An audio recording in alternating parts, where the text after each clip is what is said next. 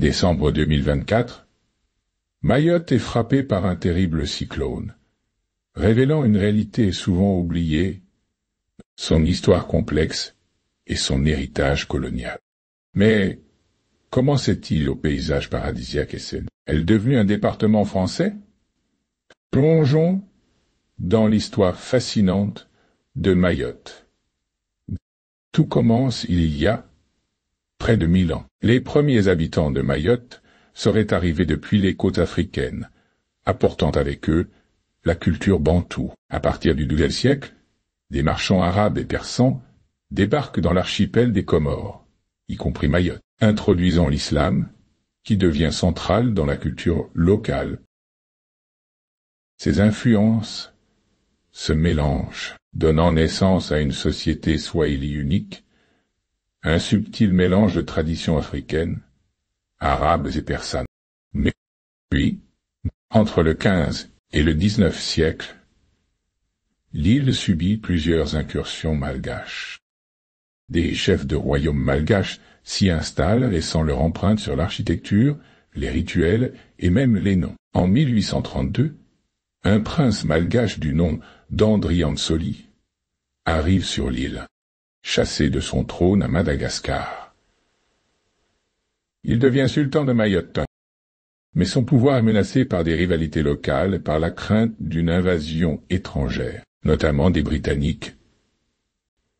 Le 25 avril 1841, Andriansoli cède Mayotte à la France en échange d'une protection militaire et d'une pension. Ce traité marque le début de la colonisation française, faisant de Mayotte un maillon stratégique de l'empire colonial et le contrôle des routes commerciales, la France étend son protectorat sur le reste de l'archipel des Comores, déclarant ces îles sous l'autorité du gouverneur de Mayotte.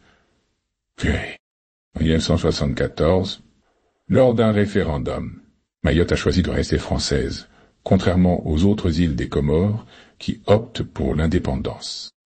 Cette décision est confirmée par un deuxième référendum en 1976.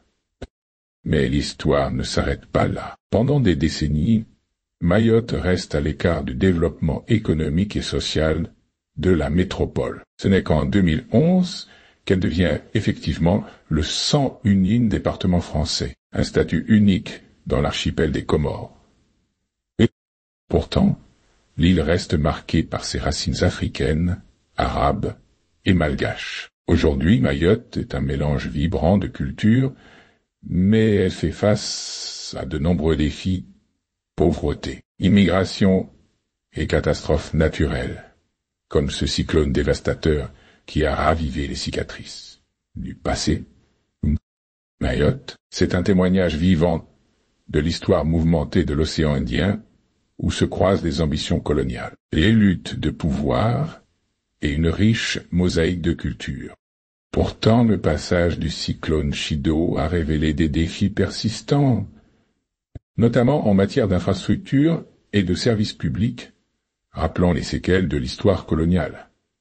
Aujourd'hui, face à cette catastrophe, la résilience des Mahorais et la solidarité nationale sont essentielles pour reconstruire et surmonter les épreuves, tout en réfléchissant aux leçons du passé pour un avenir plus équitable. N'oubliez pas de vous abonner pour plus d'histoires folles de France. À bientôt.